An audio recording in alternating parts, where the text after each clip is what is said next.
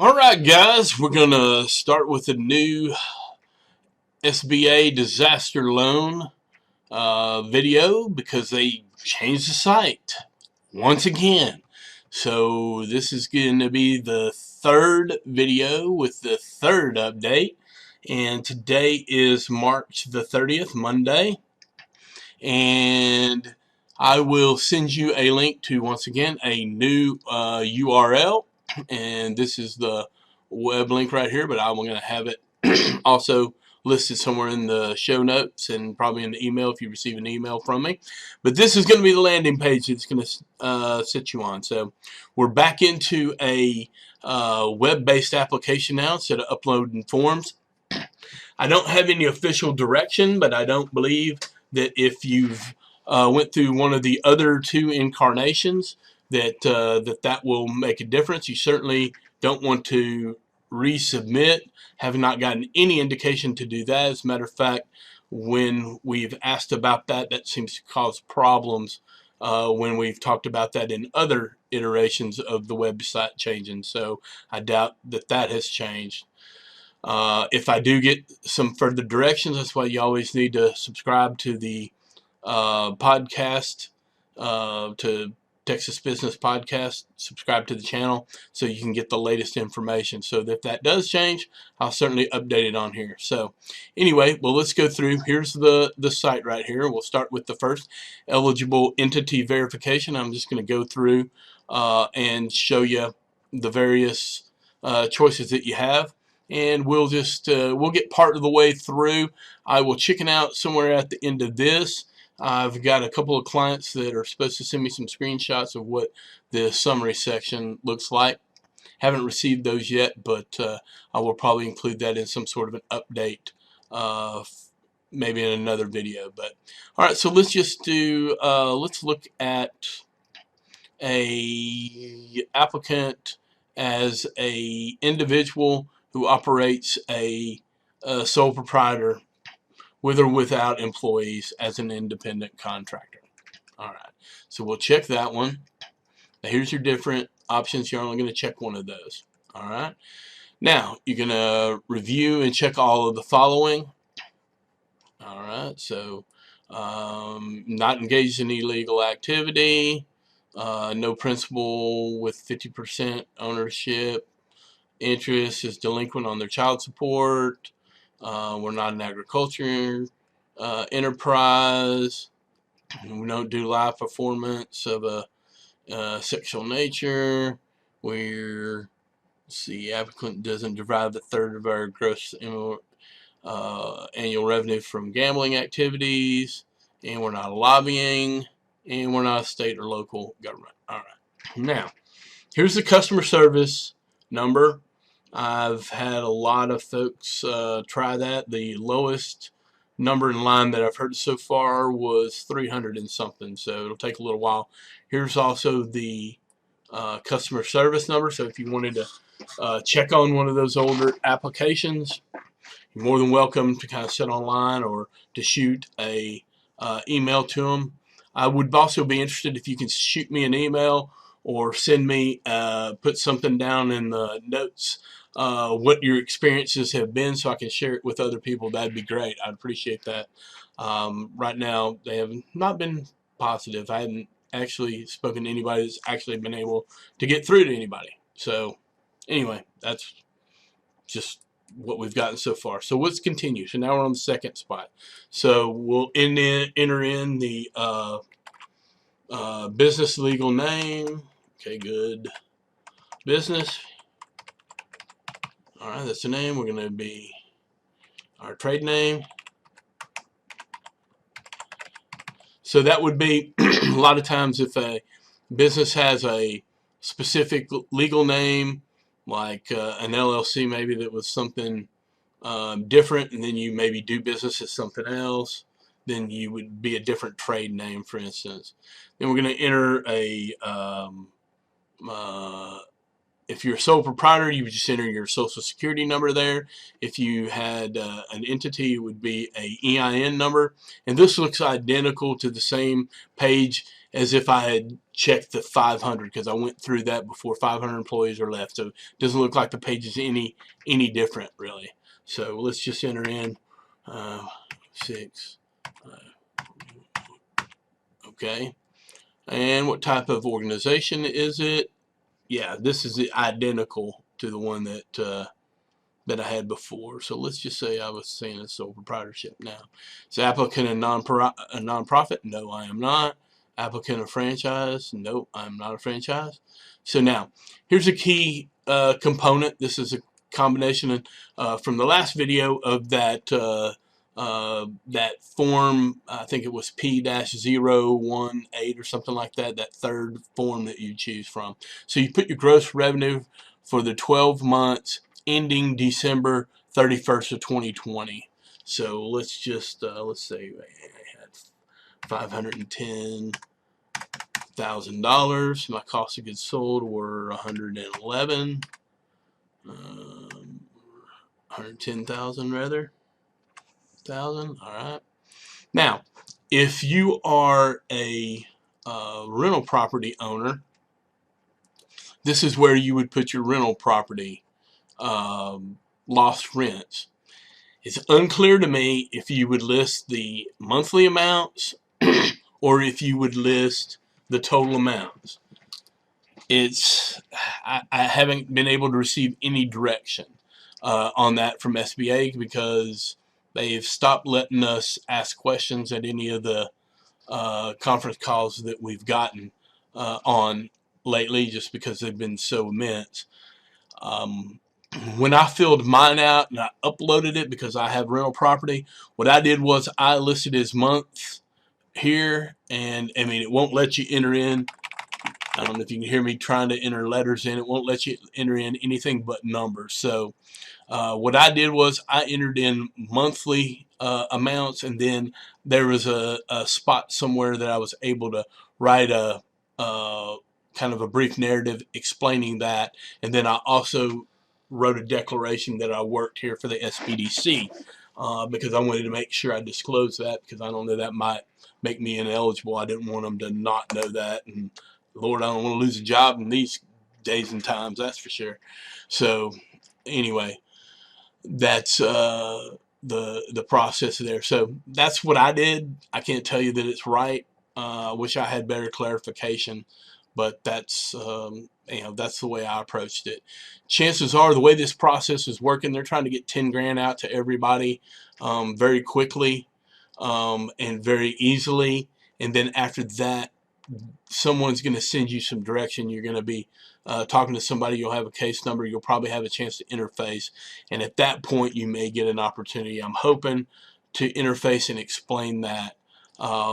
If not, somebody will probably be at least looking at it, and you may be able to get an opportunity. If not, even if you are shorted, you do get the opportunity to apply for additional funds, so if this wasn't sufficient. So what I would say, if for some reason you do kind of go through an auto situation and you do get shorted on some of the rental, that you just immediately apply for an increase to cover the difference, and hopefully by that time we might have a better understanding of how to apply for that. But let's don't let it slow us down. All right, so combined annual operating expenses for, obviously this is for the nonprofit stuff. Getting some emails in here, sorry about that. Anyway, rental property, here's the nonprofit operation. You would put that if you're a nonprofit. Combined annual operating expense for 12 months prior to the date of the disaster for all secular social services provided by the faith-based entity. So that wouldn't pertain to us right now. List of secular social services provided. That wouldn't pertain to us. Compensation from other sources received as a result of the disaster. This is where you would list any amounts if you received it from another program. Okay, so at this point there's not another game in town, so don't have anything to put down here. At some point there will be the PPP program, and I'm going to do a video on that once we have some better information on it. because it has not gone through SBA, even though it's been approved, hasn't gone through SBA. So we don't know exactly how that's actually going to work. We have some suggestion, we have some ideas of the way it should go, but we don't know exactly.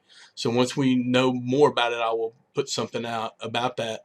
But this loan will still be available after that. So at that point, if you're watching this after the PPP program is still available, you would list any compensation you got from them. All right. Now, provide a brief description of other compensation sources. This would be where I would probably, if you had rental properties, kind of describe all of that if we get an opportunity to. Yeah, we can type in a letter. So this is where I would describe that rental property piece. Like I said, I can't say that that's the right way to do it, but makes sense to me. So that's what I would do. Now we put in our primary address. Let's see, 1400 College Drive. All right, we're in Waco, Texas. Yeah, we got a little drop down. Let's use that. All right, County McLennan. All right, zip. Whoops. 08. All right. Well, that's it. All right, drop down for that. All right, let's drag it up here so we can see it a little better. All right, now business phone number.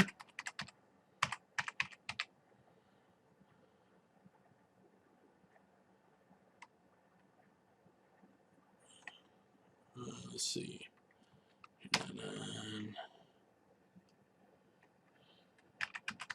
8141. All right.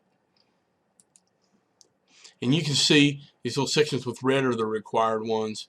You could put in alternate business number. I would go ahead and put alternate numbers in just in case I can't catch it in one. Maybe they're going to work through these numbers if you've got them. I don't think anybody on earth has a fax number left. Maybe they do. But anyway, put in your business email.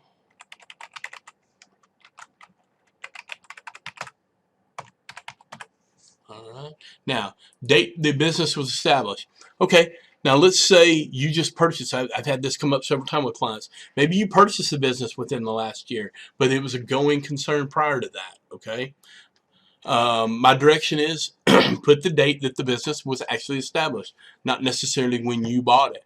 So go ahead and start with that. So let's say this business was January 1st of 2003. All right, now let's say current ownership, and that's I think why you have those two different options there. So let's say I bought it in May the 1st of 2019. All right. Now business activity. Just pick the thing that's closest to what it is that you do. So let's just say I do. Let's just say let's pick hotel and lodging. All right. Detailed business activity. So hotel and lodging. Hotel, motel. All right. Number of employees as of January 31st. So on that date, how many employees did you have? So let's say I had about 6. All right. Then we go to the next section. So now we're in the business owner's information.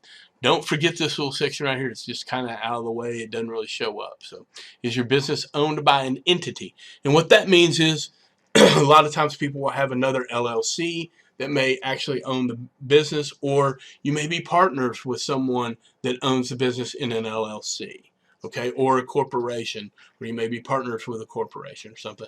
And that's where you would put yes, and if so, then you would list it that way. But I'm going to say no, okay, and then I'm just going to write my actual name here. Whoops, sorry, first name there. Alright, and then I put my number in here. Alright, title or office, I'm going to be the president. Whoops, I got choices here, I got to drop down. Alright, so I'm owner, probably in a sole price, so, and I own 100%. Whatever your percent is, you put it in there. Now the total of all of these, because you can add another one, we're going to get down here, you add an additional owner, they need to equal 100%, so make sure you do your math right. So once again,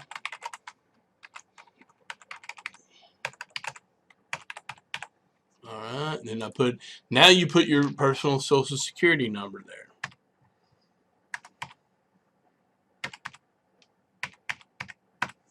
All right. I don't know whose social that is, so don't try to steal their identity, because I just made up random numbers, so don't do that to them.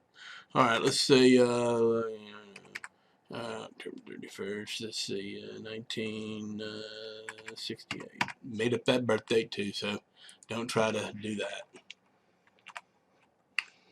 I was born in Waco, though. I'll give you that much. All right. And I am a U.S. citizen. All right. Here, in residential, street address.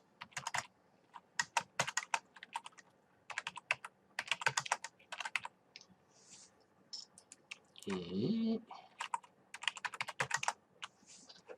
right. Go through another one. All right. Now we're into the additional information. All right. In the past year, has the business or listed owner been convicted of a crime? No. And the applicant or any listed owner currently suspended or disbarred from the federal government? No.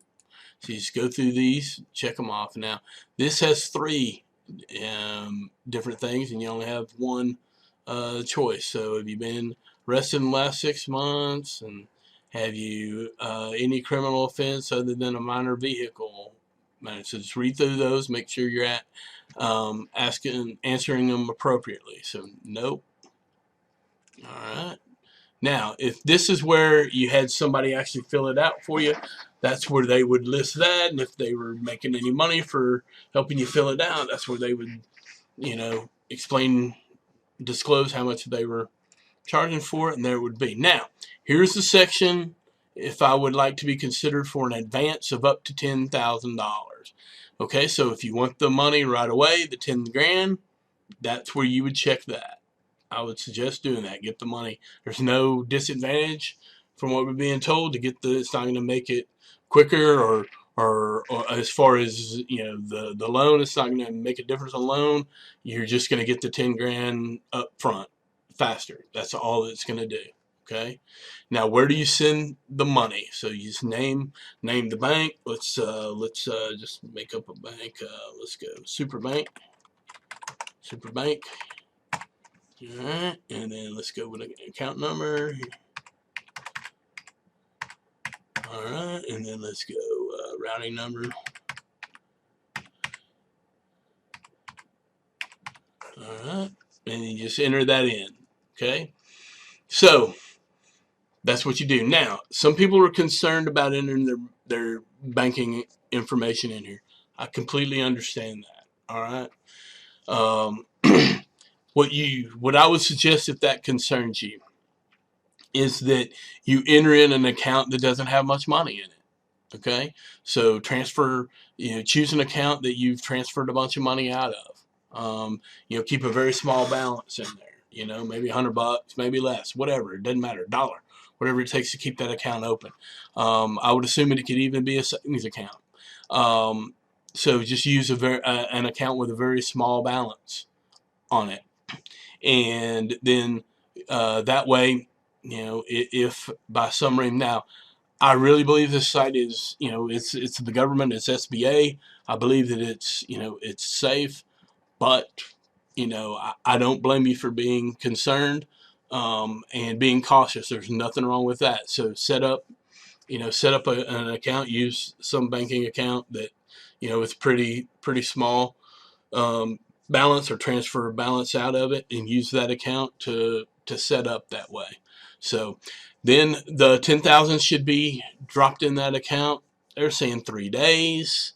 I think that's incredibly optimistic. I have a client that had set up and completed all their paperwork a week ago, about on Monday evening. So about a week ago. Today's the 30th, so I don't know what that date was, but it was Monday a week ago. So we're expecting to maybe hear something tomorrow. That's what we're hoping. So we know we're running at least that far behind at this point. they've been working steadily on trying to streamline everything. So I don't know. And if anybody gets any information from these, please email me. Let me know so I can let everybody else know. Because everybody wants to know, am I behind? Did I do something wrong? Are people kind of getting dealt with ahead of me? So that we can kind of get a time frame on this. That would certainly be beneficial. I know everybody kind of wants to know. So anyway, this would be the process, and then you would hit this and say, I certify under penalty of perjury that everything's true. That's why I stopped, because I can't certify any of this stuff, because I do not have an account at Superbank. So anyway, so I'm also working on the rest of this, getting some screenshots for that so that I can get that to you. So anyway, you can contact me, send me an email at, I will actually have it down here at the bottom so you can check that out, but it's T Holtkamp, THOLTKAMP, at McLennan, MCLENNAN, .edu, or you can give me a call at 254-299-8157. All right, thanks. And hit subscribe wherever subscribe is on this YouTube thing so you can get my latest videos. So thanks a lot. Take care.